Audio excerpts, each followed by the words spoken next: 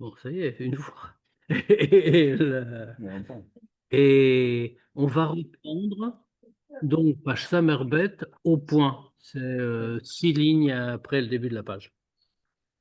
Donc, on va rappeler ce qu'on avait dit, même si là, on change de sujet. Et même, on change diamétralement de sujet, puisque tout le thème qu'on avait traité jusqu'à présent, et depuis pas mal de semaines, c'était le thème de la Yira.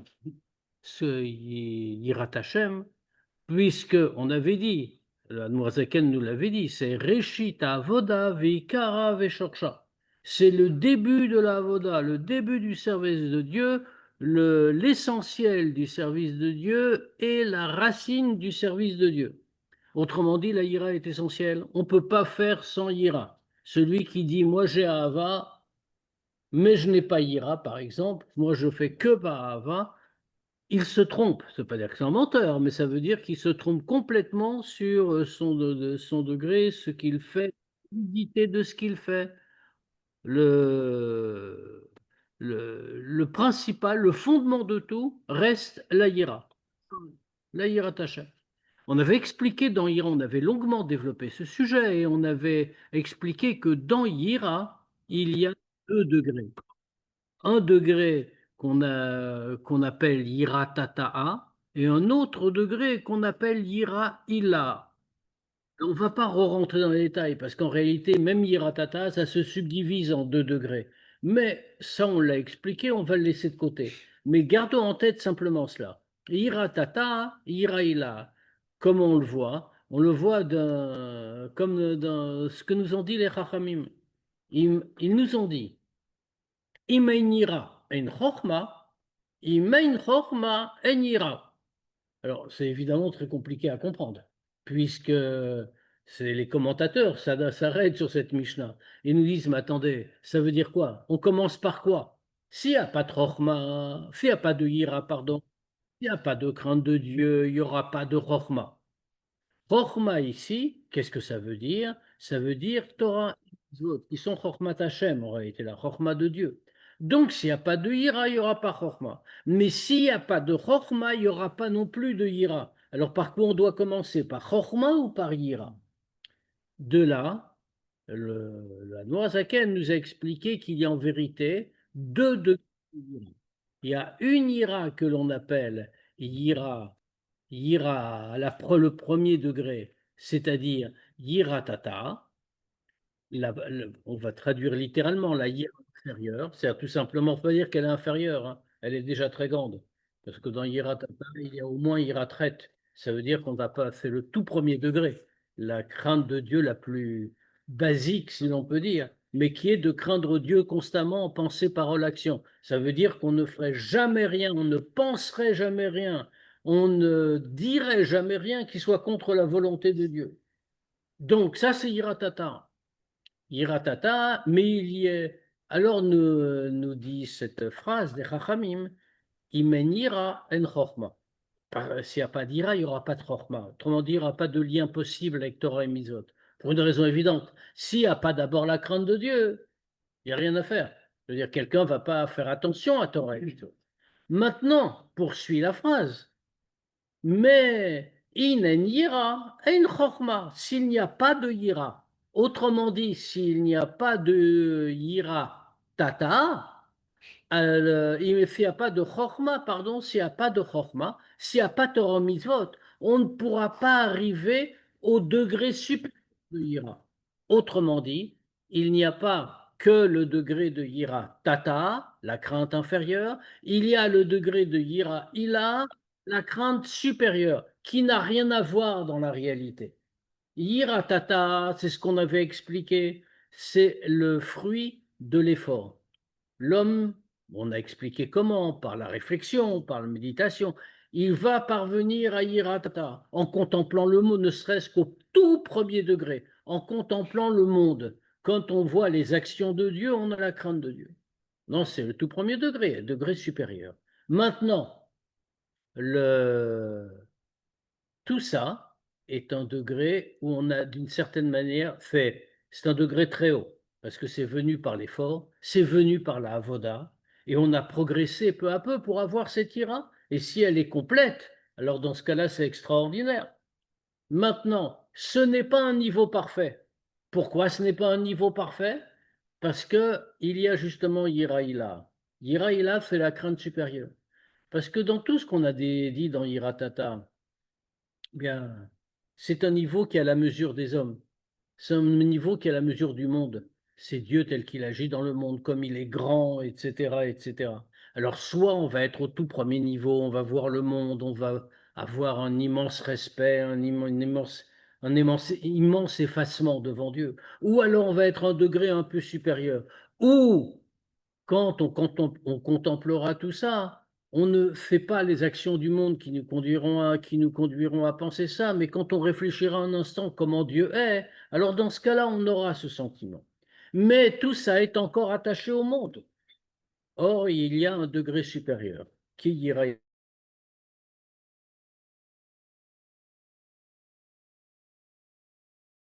Parce que le degré de Yiraïla est un degré qui dépasse toute limite. C'est l'effacement absolu devant Dieu. Ce degré-là n'est pas conquis par l'effort de l'homme.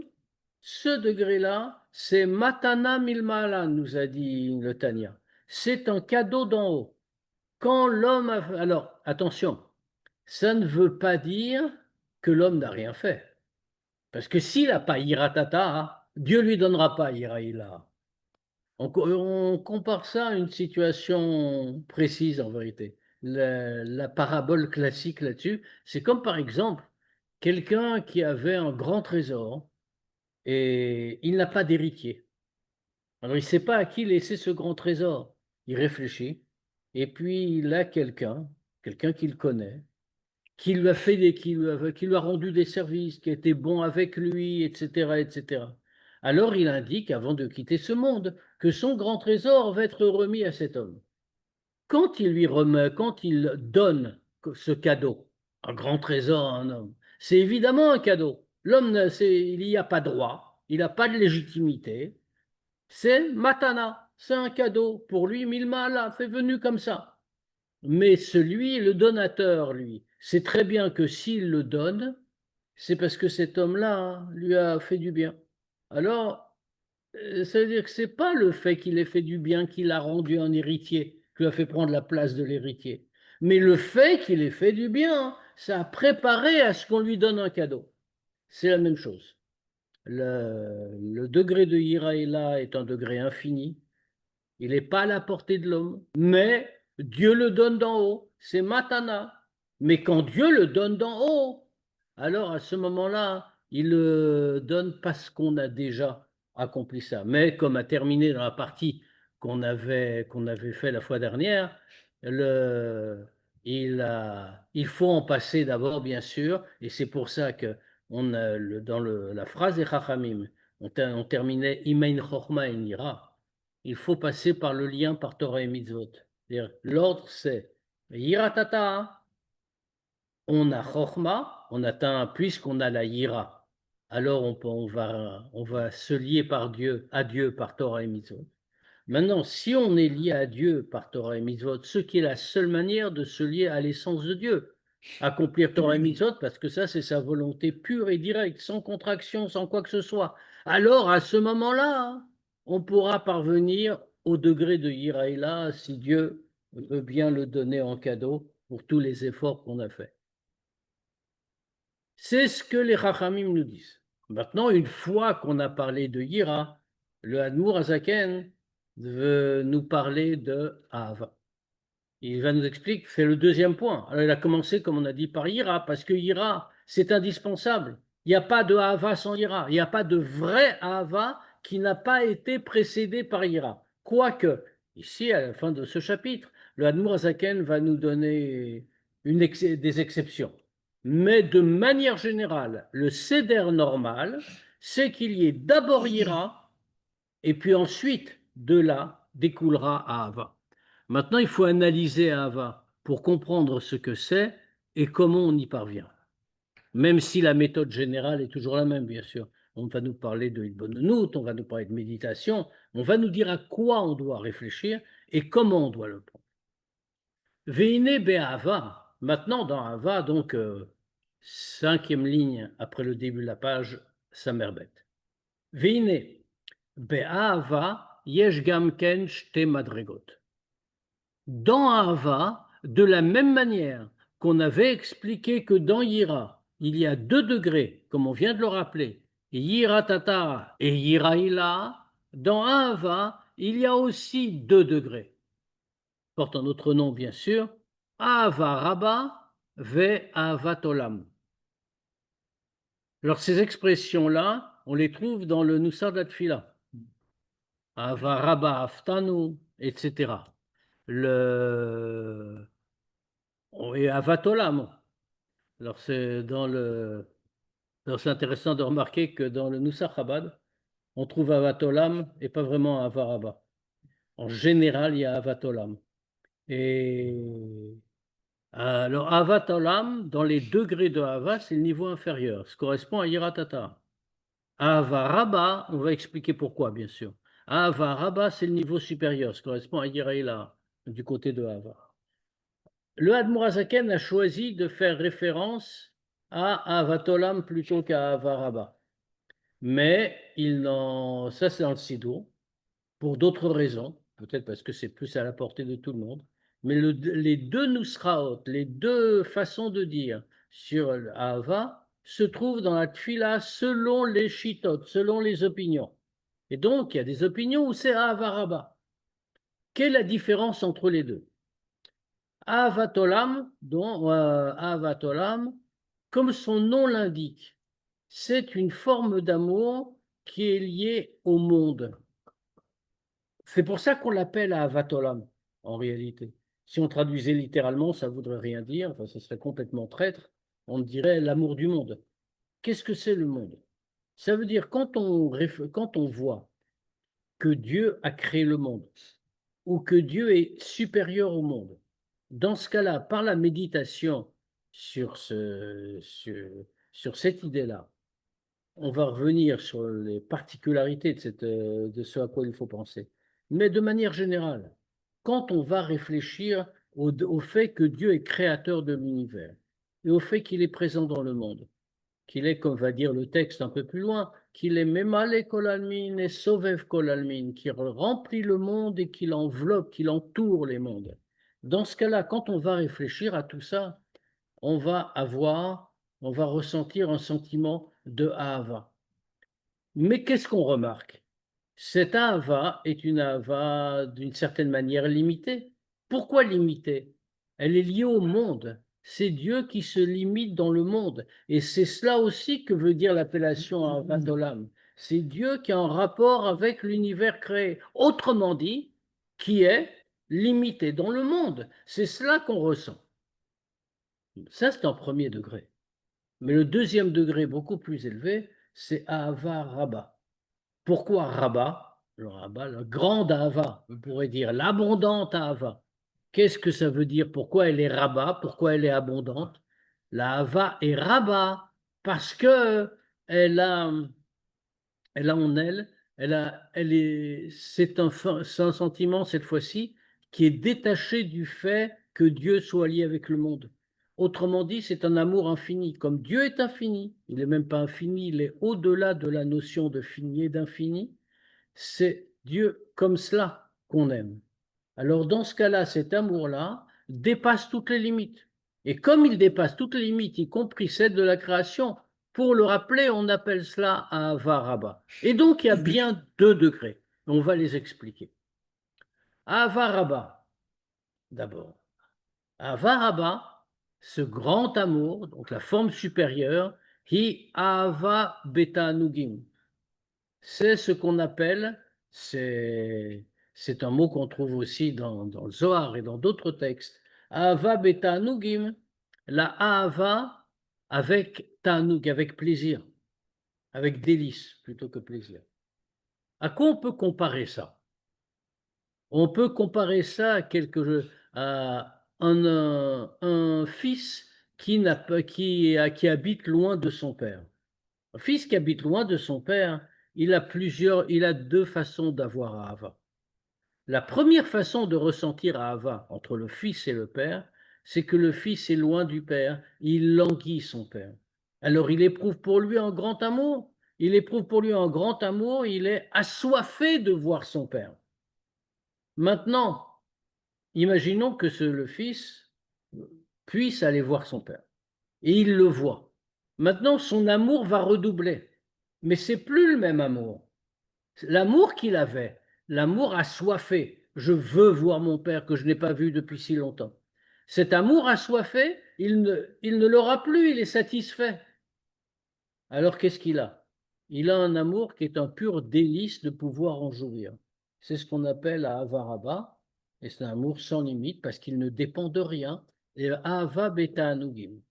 C'est cet amour-là qu'éprouvent les Neshamot des Tzadikim au Gan Eden quand on nous dit que Nehenim Mesivashrina. Qu'est-ce qu'elles ont, Nehenin? C'est intéressant aussi comme idée. Nehenin, c'est pareil, c'est Anna, c'est un plaisir. Elles ont un plaisir du rayonnement de la Shrina. Ce qu'elles ont, c'est Ava Beta Anugim. Cet amour sans aucune limite, qui est satisfait, mais qui est avec maintenant un délice de posséder la chose qu'on voulait avoir. VI, maintenant, on comprend bien que ce deuxième degré est un degré très haut. Vehi, Shalevet Olem Elea. Et c'est comme une flamme qui monte d'elle-même. Une flamme qui monte d'elle-même, qu'est-ce que ça veut dire? C'est-à-dire que bien sûr, la avoda préalable existe. Comme on avait dit pour Ira, la avoda préalable existe, mais ba milmala, beprinat matana. Mais une fois qu'on a fait toute la avoda, alors dans ce cas-là, cette fête à Avaraba est un cadeau d'en haut. Un cadeau d'en haut. Les Misheu Shalem Beyira, Kenoda. Mais c'est un cadeau d'en haut pour qui? Le cadeau vient à celui qui est Shalem Beyira, qui est entier dans la Yira. Qu'est-ce que ça veut dire qui est entier dans la Yira? C'est-à-dire qui a déjà atteint le niveau de Yira Ila. Quand on a Yira Ila, alors on peut obtenir en cadeau, peut-être, il n'y a jamais rien d'assuré en ces matières, ce n'est qu'un cadeau. Ça veut dire que c'est Dieu qui décide. Mais Dieu peut donner à Avaraba. À Avaraba, après Yira Ila, c'est ce que veut dire Shalem Beyira. Kenoda, comme c'est connu, Alma Marazal, sur ce que nous disent les Chachamim.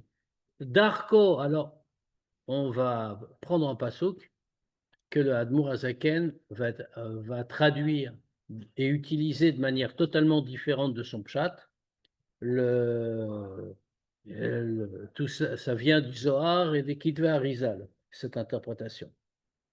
Darko shel ish, le chazer achar isha.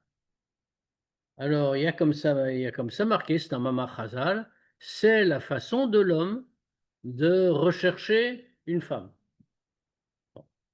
La phrase, elle est utilisée dans la Gemara, hein, mais maintenant, qu'est-ce qu'elle veut dire? Tout de suite, le Admour Azaken nous explique. She'ava nikret ish ve zachar. La Ahava, c'est ce que nous dit au sens profond le Mama Chazal, c'est Darko Shel Ish. C'est l'habitude, c'est la façon d'être d'un Ish. De quoi? De rechercher donc Isha. Donc un Ish est lié avec Isha. Il veut Isha. C'est-à-dire que de quoi parle-t-on? Le... Pardon, je juste perdu. Oui, on a donc Ish ou Zachar, c'est pareil. L'homme, ça représente Ahava. Comment on le voit? Comment chez Katouv, Zachar Chazdo. Il est écrit, là aussi bien sûr ça n'a rien à voir, c'est la traduction du Harizal. Hein. Zachar Chazdo, bon, ça veut dire qu'il s'est souvenu de sa bonté, bien sûr. Mais le Zohar, comme les Kitva Harizal, le prennent tout à fait d'une autre manière. Il dit Zachar, alors en hébreu, un Zachar, c'est aussi un mâle. Autrement dit, Ish, c'est un homme. Or, sur quoi dit-on sur Zachar? On dit Chasdo, son chesed. Ce qui montre bien que la notion de Ish, de Zachar, ça revient au même, la notion de Ish et de Zachar, c'est fait attacher avec chesed, avec la notion de chesed. Chesed, c'est-à-dire Ahava. Donc, l'homme représente l'Ahava. Or, que nous dit-on? Le Isha, maintenant, c'est le. On a bien compris que si l'homme représente Chesed, Ava, Isha représente Yira. C'est l'opposé complémentaire. Donc ça donne déjà un autre éclairage au Mamar Chazal. Ish, il a son derer, sa façon, c'est de rechercher la femme, Isha, c'est-à-dire la Hava, recherche la Yira. D'où voit-on que la femme est liée à Yira? Parce que comme il est écrit, là aussi il n'y a aucun rapport, Ve'isha yirat Hashem. La femme, donc, est liée à la crainte de Dieu. Maintenant, Kenoda comme c'est connu. Au blik dimata yira, ça veut dire quoi?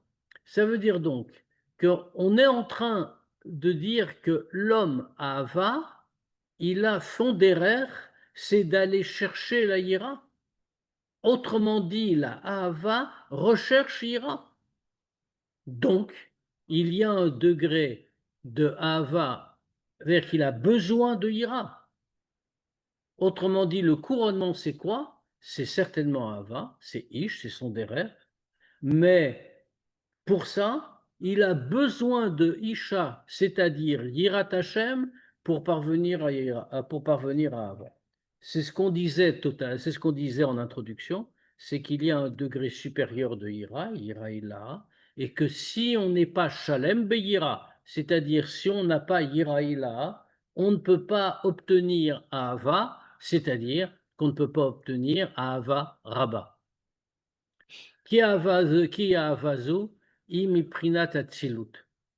Pourquoi est-ce qu'il y a tant de préalables? On est en train de parler de niveaux qui sont vraiment pas à la portée de tout le monde. Pourquoi est-ce qu'il y a tellement de préalables? Pourquoi est-ce qu'on ne pourrait pas dire qu'on a Avaraba? Comme on a Avatolam, on a Avatolam, on va encore faire des efforts. On va arriver à se détacher de toutes les références au monde. On va obtenir Avaraba. Je dis non. Parce qu'en réalité, il y a juste un petit obstacle. C'est que cet Ahava, iméprinat atzilut. Le degré de Ahava Rabba est du niveau de Atzilut. Or, qu'est-ce que c'est que Atzilut? Atzilut, comme c'est connu, c'est le monde le plus élevé. C'est un monde, il est appelé Olam Atzilut, avec la notion de voilement qu'il y a dedans. Olam vient du mot Elem, Olam, monde, vient du mot Elem, voilement. Donc il y a certains voilements, c'est un monde. Mais c'est le monde de Hatzilut, qui veut dire, le mot Hatzilut, entre autres, une des explications, ça vient du mot Etzel. Etzel, proche de. Autrement dit, il n'est pas détaché de Dieu. Il est proche du Créateur, ce n'est pas encore une vraie création. Or, ce fait-là entraîne une caractéristique de Hatzilut. Hatzilut, il est écrit Delet Taman Kitsut Supirut Shalom.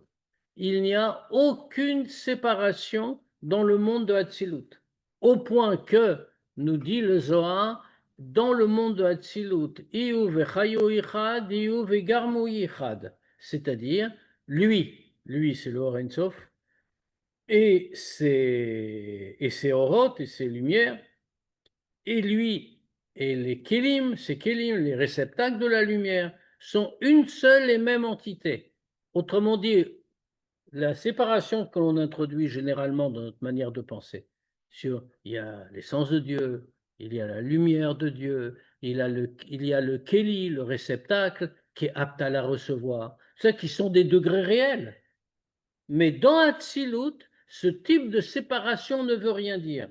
La présence divine est tellement révélée qu'il y a une unité entre tous ces aspects.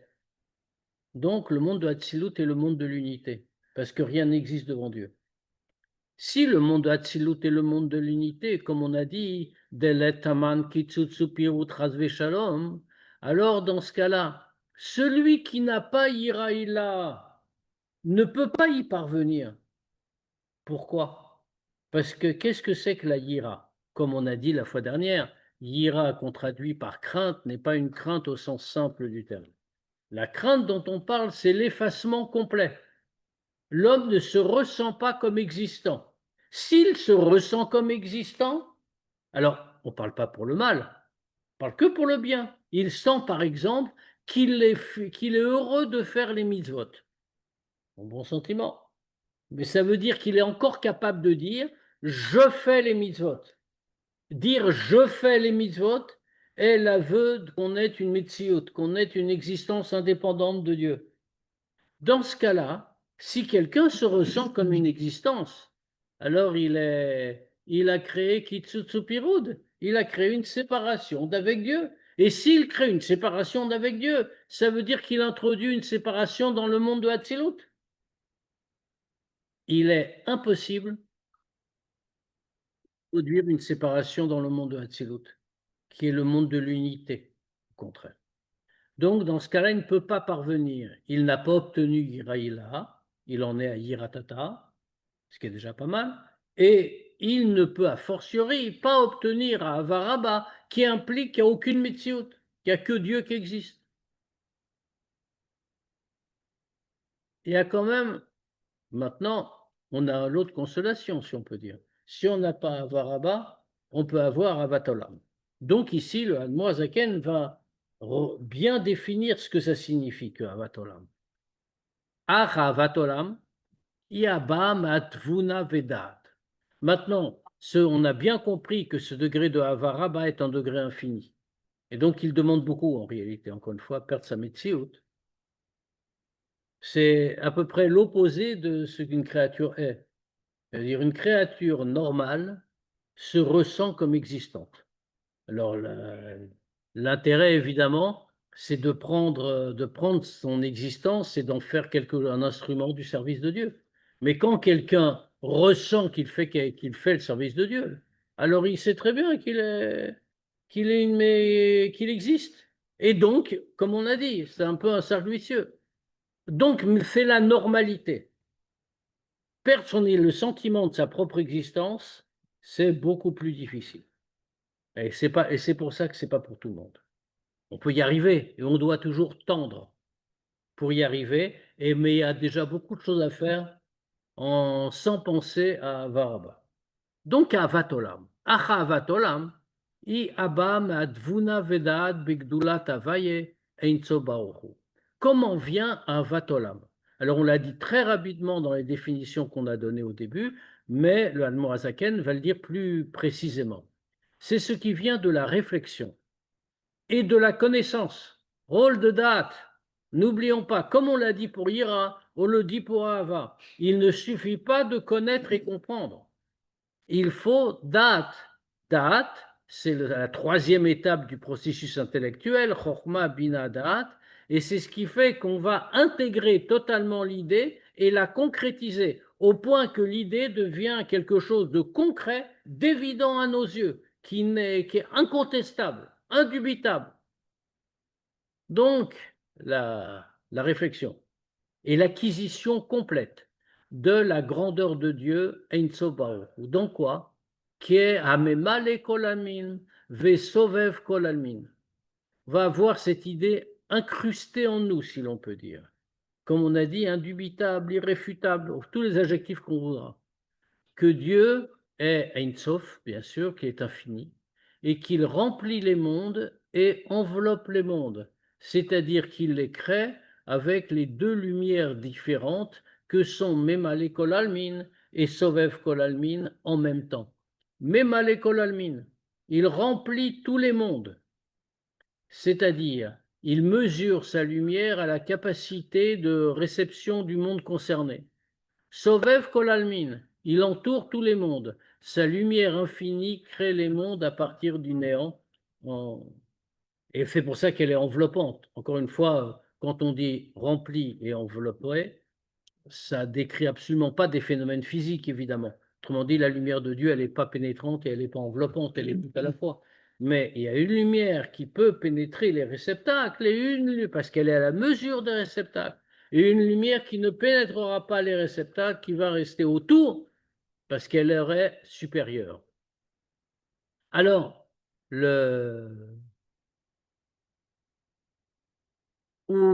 ça veut dire quoi?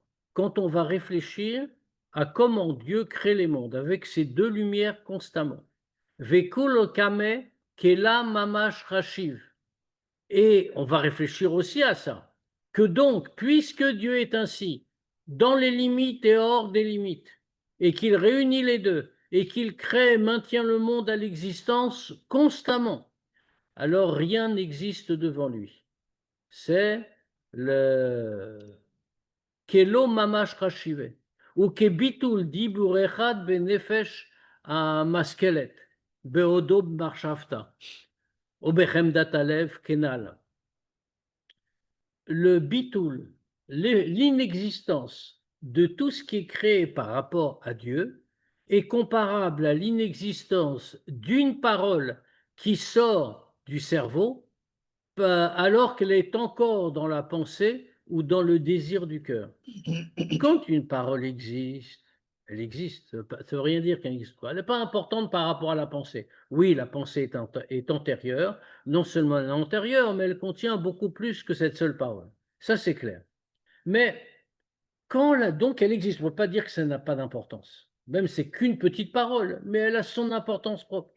Maintenant, quand la parole est encore dans la pensée, ou encore plus, quand elle n'est même pas encore arrivée dans la pensée, cette parole-là, elle est encore dans le désir du cœur qui va conduire à la pensée. Dans ce cas-là, cette parole n'existe pas, elle est complètement incluse à l'intérieur de la pensée. Et donc, elle n'existe pas.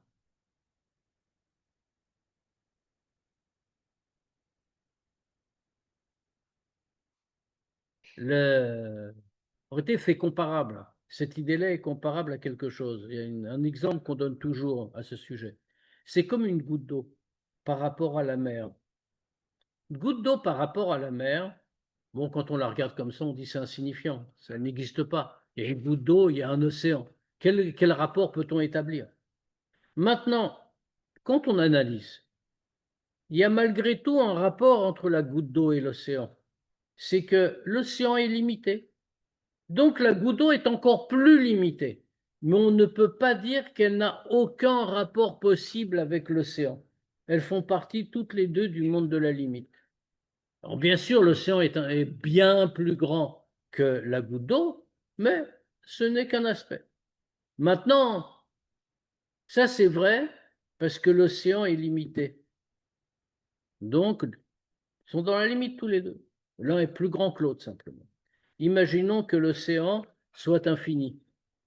Dans ce cas, vraiment, la goutte d'eau non seulement n'a aucune importance, mais la goutte d'eau n'existe même pas par rapport à l'océan. Donc, c'est à ça qu'on doit réfléchir. Ça veut dire que nous n'existons pas, nous sommes comme la goutte d'eau devant un océan infini.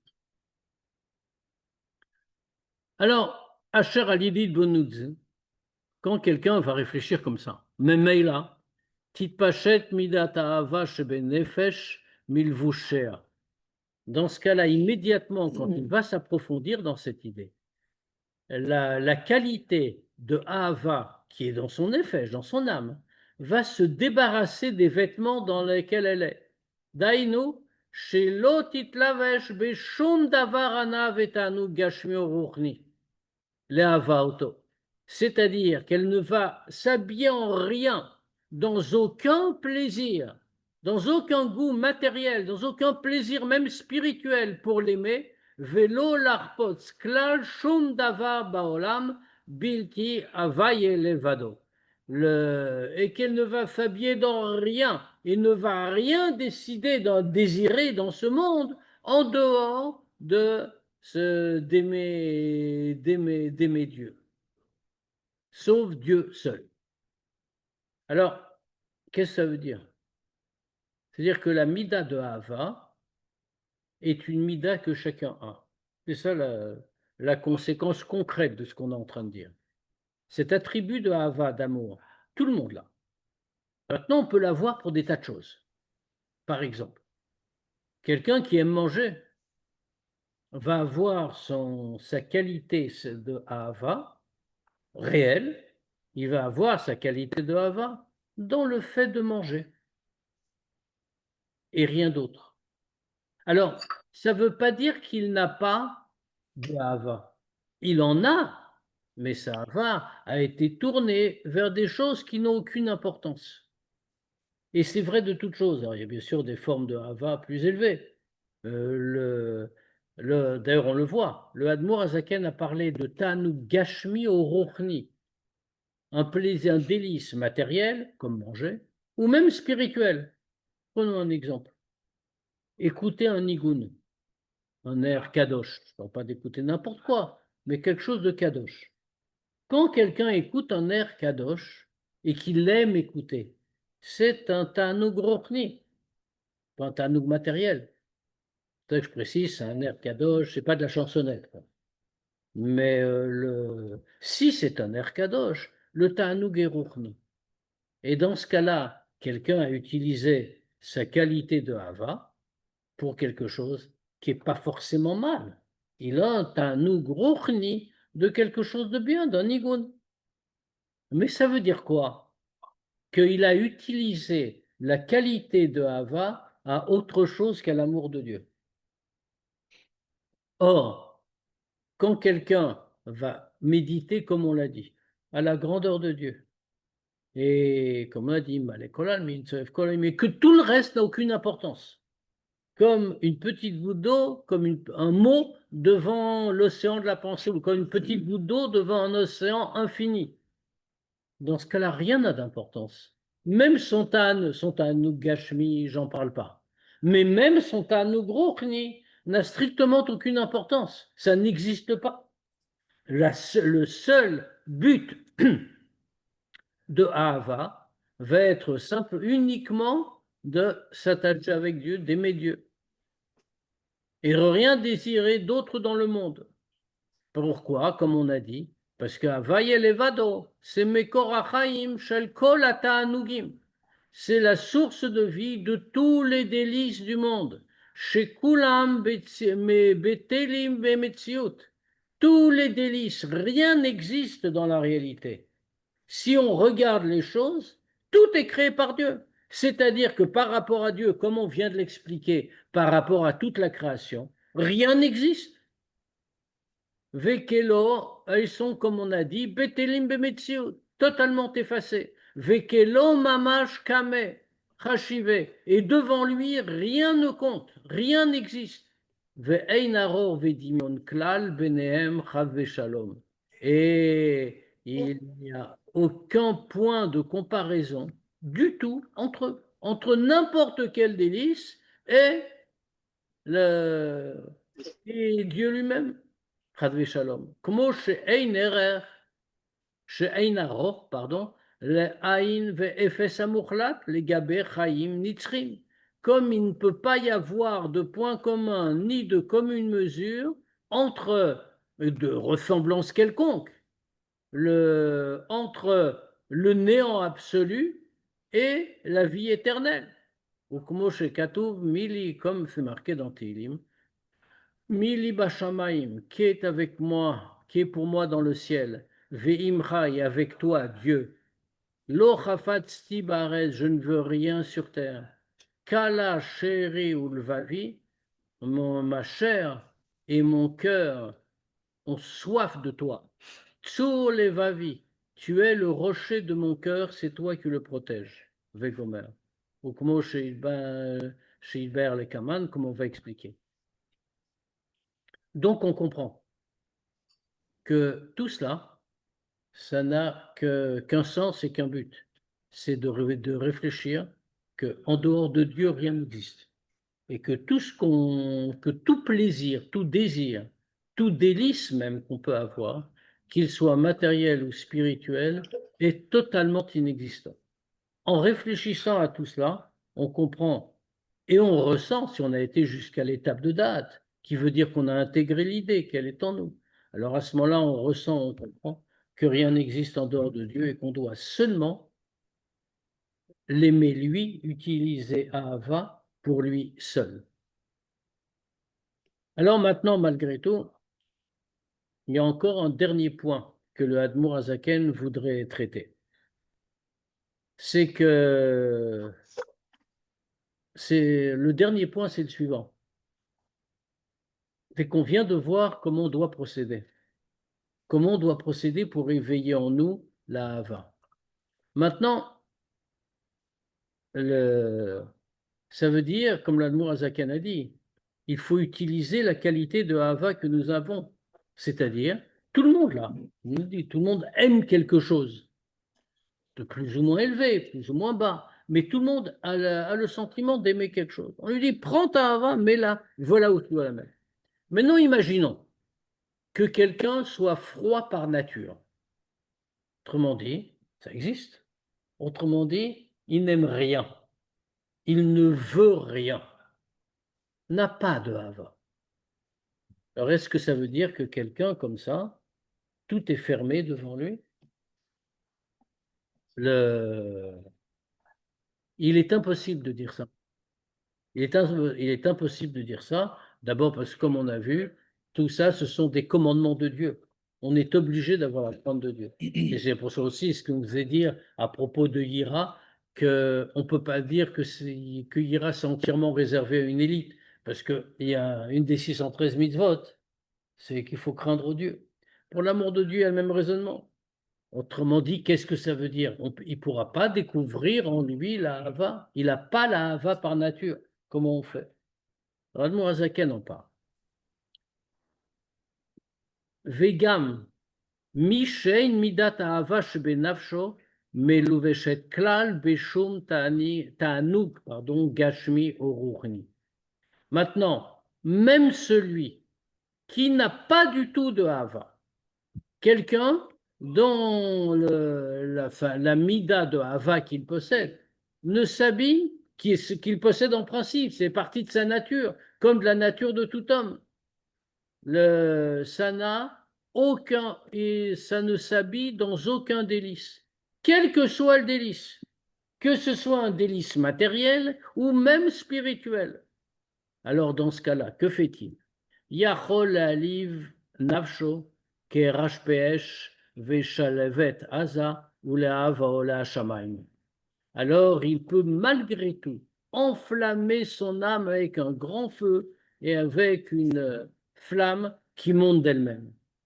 Excusez-moi, il faut juste que je prenne la page suivante, puisque là j'avais ce problème technique, mais je vais la voir tout de suite.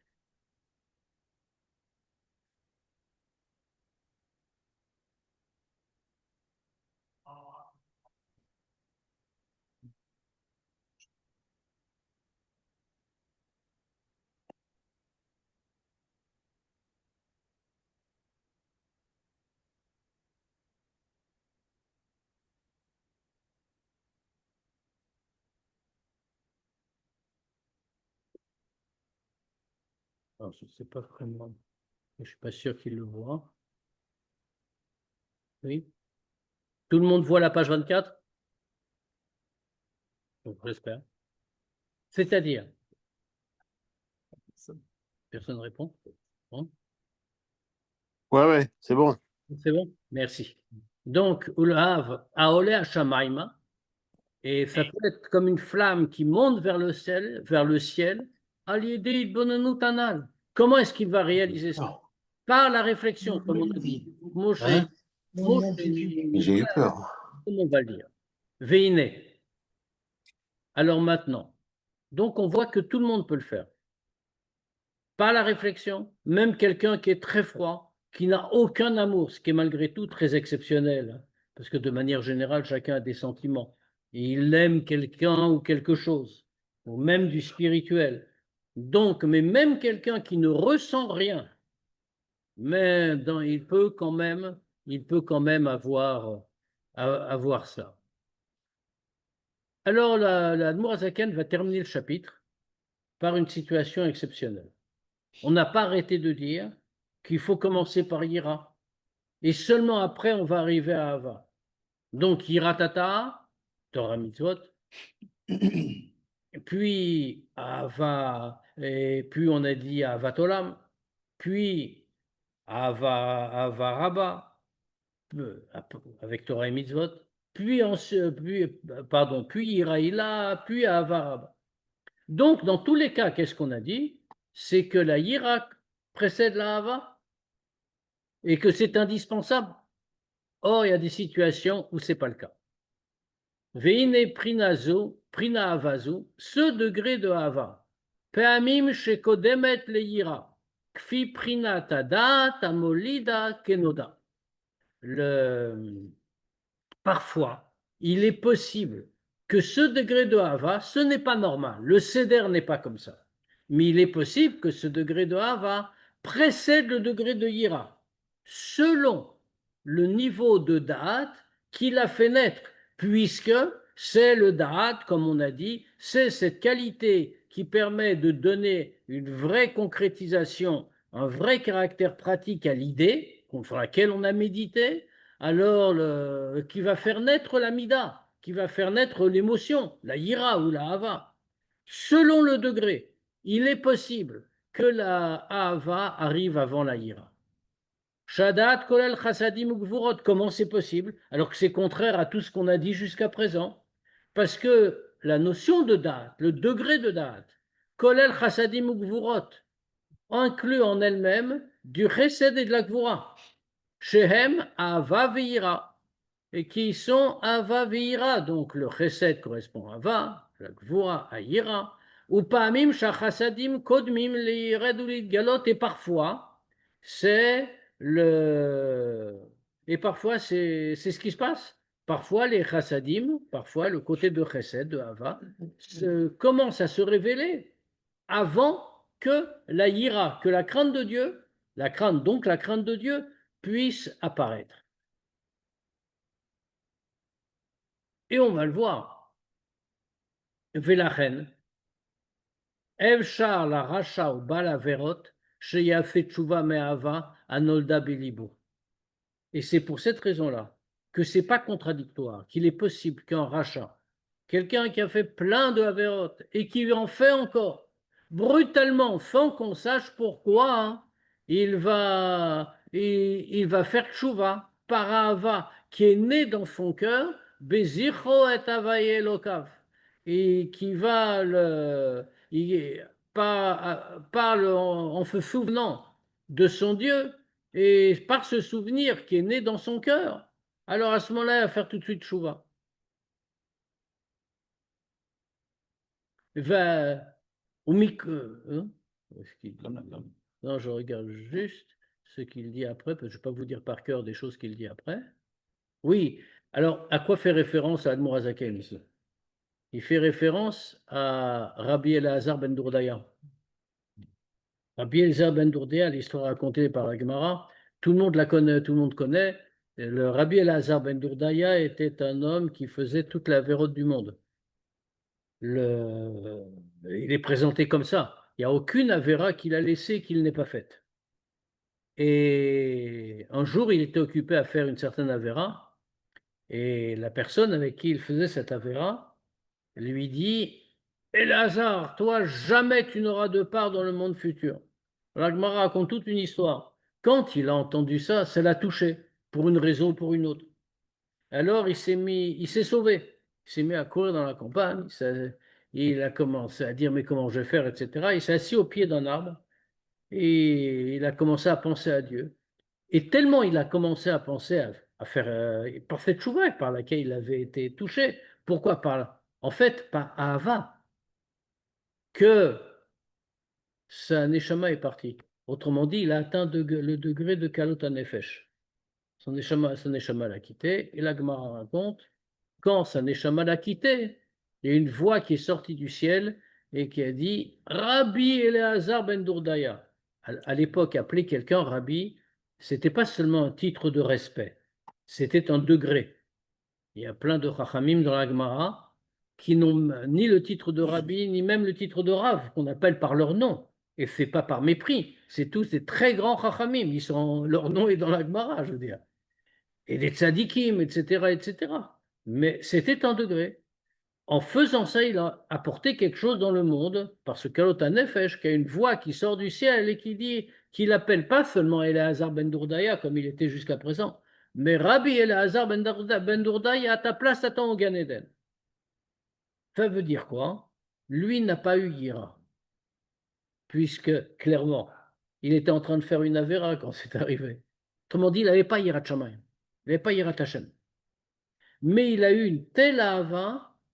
Sa mida s'est révélée en premier, comme on a dit, ce qui fait que ça l'a conduit à Kalot Nefesh. Bon, on ne va pas aller jusqu'au bout, j'espérais qu'on terminerait le chapitre, on terminera la semaine prochaine. On va terminer l'histoire, alors pour compenser, puisque le Harizal explique qu'il y a eu aussi une raison pour ça. Pourquoi Rabbi Elazar ben Dourdaya, ça lui est arrivé à lui et ça n'arrive pas tous les jours, parce que comme dit l'Admorazaken ici, c'est tout à fait exceptionnel. Pourquoi ça lui est arrivé à lui? C'est parce que c'était un Gilgul de Yochanan Cohen Gadol. Yochanan Cohen Gadol, il a été, c'est rapporté sur lui, que dans la Gemara aussi, qu'il a été Cohen Gadol pendant 80 ans. Et 80 ans, ça veut dire qu'il était parfait. Il est rentré dans le Kodesh HaKodashim Yom Kippour, etc., etc. Il a fait sa avoda parfaitement. Au bout de 80 ans de service, il est devenu tzduki. Et donc, hérétique, on va dire. Et il s'est écarté de la Torah. À ce moment-là, il est mort. Et quand il est parti de ce monde, il a été décidé dans Bedin Shalmala que sa Neshama, Dieu a fait les choses, que sa Neshama va revenir, va redescendre dans le corps de Rabbi Elazar ben Dourdaya, qui a le processus exactement inverse, qui fait des avéros toute sa vie et qui, juste au dernier moment, fait une telle tchouva qu'il a kalot nefesh. Et donc, c'est une réparation. Maintenant, il n'empêche pas, il n'empêche que Rabbi Elazar ben Dourdaya, c'est un degré d'élévation infini, mais il n'atteint pas Iraïla. Et en fait, il arrive au niveau de, comme on va dire tout de suite, enfin on verra la semaine prochaine, ça inclut la Ira, mais c'est bien sûr Ira Tatara. On va s'arrêter là pour ce soir, à moins qu'il y ait des questions, bien sûr, puis on reprendra, on terminera le chapitre la fois prochaine.